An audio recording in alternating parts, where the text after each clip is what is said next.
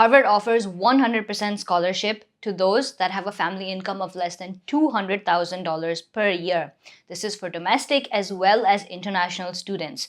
All you have to do is convert this to your local currency and it's valid. Now, if your family's income is less than $100,000 per year, in addition to covering the tuition fee, living expenses, Harvard even provides a $2,000 stipend, flight tickets, health insurance, and make sure that you are covered all the way around. So we're back with the first episode of the Road to Success series, and in today's video, we're covering Harvard University. We're going to talk about how you actually apply and can get this type of scholarship, whether you're applying for an undergraduate degree or a graduate degree. Now, this is valid for both domestic and international students, so let's begin.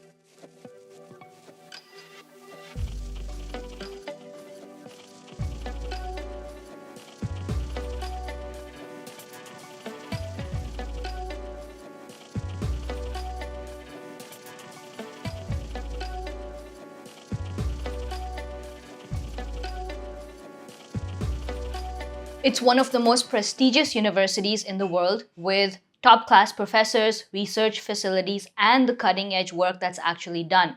Harvard produces the most number of Nobel Prize laureates, being at 161. Number 2 is only Cambridge at 120. In addition to that, Harvard is the oldest institution in the United States. It was founded in 1636, which is a long time ago, and at the time it was called First College. Harvard is built on endowments, the first one coming from John Harvard, who the university is named after, who donated 400 books and half of his estate. Now, this may not sound too much, but over the years, Harvard has gathered an endowment of more than $50 billion, all that's used towards various things like scholarships and financial aid, research facilities, and going into the university's progress altogether. So when was the first time you heard about Harvard? Drop that in the comments below. For me personally, it was as a child when I was watching this movie called Legally Blonde.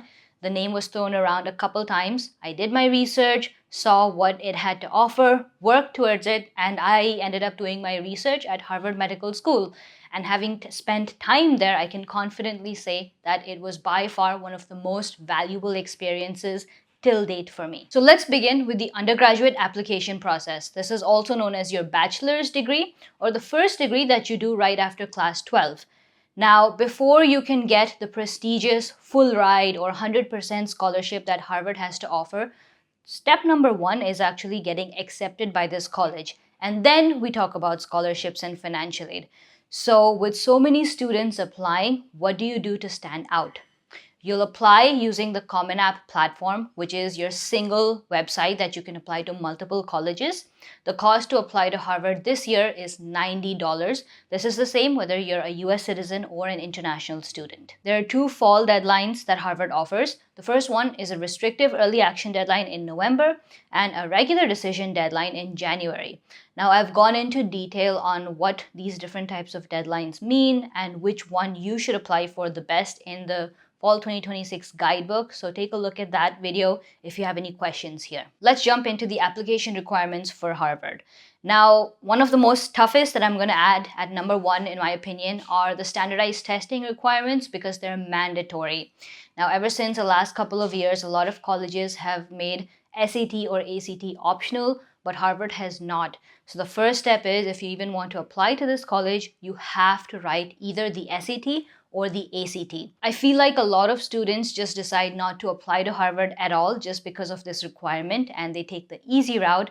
But if you're someone who wants to be in that 3.6% of the accepted pool of students, the SAT that you want to be anywhere around is 1510 to 1580. The past data that the college released indicates that this is where students typically had their ranges.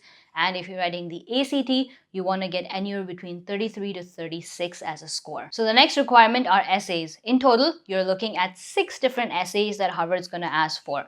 There's the Common App essay. This is kind of like the regular 750-word essay that you'll be sending to all of the colleges, so nothing new here. But Harvard does ask for 5 different supplemental essays. The first one being talk about life experiences that have shaped you and who you are. Now, my personal recommendation is try to pick 1 or 2 experiences. Don't talk about your whole life story in general. avoid things like what happened to you during the pandemic, or if your family had to move a lot as you were a child. These are cliche stories that really don't attract admission officers.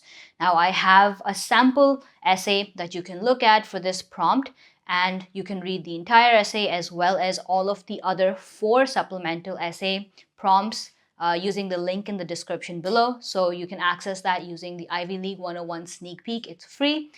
Check that out. When you access the sneak peek, you'll head over to the supplemental essays chapter, and in there you'll find a link to the Google Doc. You'll notice that some of the essays are available and others are locked. This is because all of the essays are for students that purchase the Ivy League 101 course, which will happen very soon. So if you're interested, make sure you've also signed up for the waitlist. And all of the chapters that you see locked in the sneak peek, like your college list, CSS profile, Common App walkthrough, all of these will become unlocked as soon as you purchase the course. This is a great place to have all of your things organized if you're looking for some guidance on your application process, because it's a really long process, it's overwhelming, and it's important that you do it right. Some of the school documents that are required by Harvard are your school report, counselor report, media report, final report, and 2 letters of recommendation.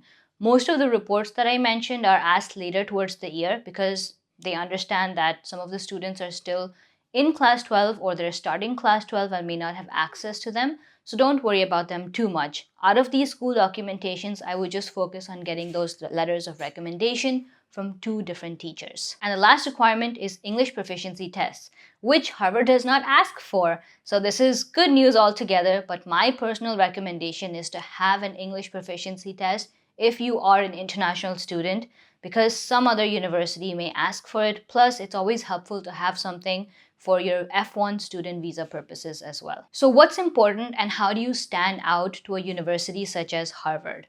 Now, according to the stats and some data released by the university, other than your class rank, everything else is considered. Now, they don't mention something more important than another, which means that they're equally weighing everything. But if I were to decode what this means, a university as prestigious as Harvard, who values academics so largely and, admits students that have such a high SAT score or GPA or AP test scores, I'm guessing that they're more inclined towards the academic rigor and how much you're able to perform as a student. The secondary part of that are your creative writing skills, your extracurricular activities, and so on. And even when it comes to the extracurricular activities itself, things like standing out in Olympiads, doing research work, poster presentations, having a strong community involvement, and a strong presence in your society is something that's really going to impress the admission officer that's looking at your profile. For those of you that are interested in numbers, the cost to attend Harvard per year is $87,000, which includes your tuition fee, living expenses, health insurance, and everything all together. But because Harvard is so generous with their financial aid, very few students actually end up paying this amount. Most of them get a full ride or get some amount of tuition deduction. So let's talk about how you actually apply for the financial aid in the right way. The first step is in Common App, where there's a question that asks you if you want to be considered for financial aid, you have to select yes. If you select no here, there's no going back. Let's say down the road, you get admitted by Harvard, they will not even consider you for financial aid if you selected no to that question. The second step is supporting documentation for the financial aid process. Now, this is where you come out of Common App. If you are a US citizen, you'll be filling out a form called the FAFSA form, which asks you for your parents' tax-based information, their income, assets, liabilities, all of that. And if you are an international student, you'll be filling out the CSS profile and IDOC to add some supporting documentation to all of the similar things that are asked. So all of your household and parents' information on taxes, income, liability, assets, and so on. The aid that's offered to each student may be different, so don't think that you can just copy numbers from student A, maybe who applied a few years ago, and expect to get the same financial aid. They look at each student individually. The FAFSA CSS profile are one of the most important documents that you'll submit, especially if you want to be considered for financial aid, and it's important you do it right. Because if you don't, they're not going to tell you that you made a mistake. You simply will not end up getting financial aid or will get less than what you deserve. Now, the entire process from shortlisting colleges to applying for the colleges and their scholarships is so long. So if you're looking for some one-on-one guidance throughout this, the Road to Success mentorship is open for a couple more days. So you can check out the link in the description and apply. Only 8 students are selected each year for this month-long mentorship where everything is covered. So if this is the right one for you, I highly recommend checking it out. And that covers everything for undergraduate applicants. Let's move on to grad students. So those that are applying for a master's or a PhD program. Now, typically, Harvard has accepted about 300 master's and 500 PhD students each year. So obviously, PhD are a little bit more. And the best part is all of the PhD students are also fully funded. So if you get accepted through a combination of teaching assistantships and research assistantships, your entire tuition fee will be funded and you even get a stipend for living expenses. Now, master's students, on the other hand, please don't expect anything. There's no aid available. There's no application that you can fill out separately.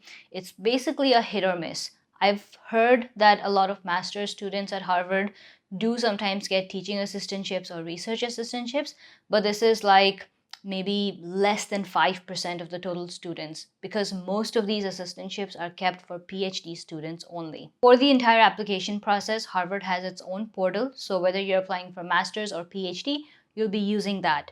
Now, when it comes to the specific requirements themselves, you're looking at submitting your undergraduate transcripts. These are usually converted if you are an international student using a third-party service like BESS evaluation. So definitely take a look into that.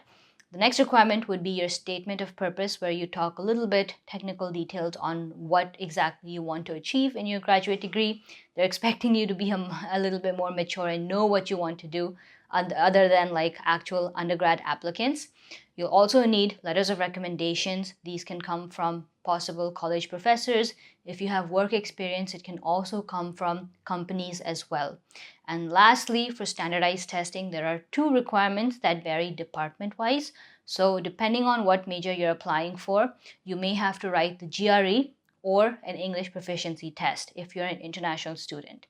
Now, oftentimes, there may be some minimum cutoffs that they're looking for. So maybe they need like a 310 on GRE and like 100 on TOEFL, for example. So make sure you do your research before you actually apply to ensure that you're eligible. Now, coming to deadlines, these vary department-wise. My personal opinion would be just to apply around December. This is when most of the applications as departments are open. Now, if you're specifically a PhD student, I would suggest applying early because it gives you time to get in touch with professors and maybe interview a few of them before they can actually accept you. All right, that's all I had for today's video. I hope you enjoyed this first episode of this admission cycle. If you're watching till this point, let me know in the comments below which university we should do as part of the Road to Success series. We're just kicking things off, so there's going to be a lot more that we do as part of the series, so stay tuned for that. Like this video if you're watching till this point, subscribe, and I'll see you guys in the next one. Bye.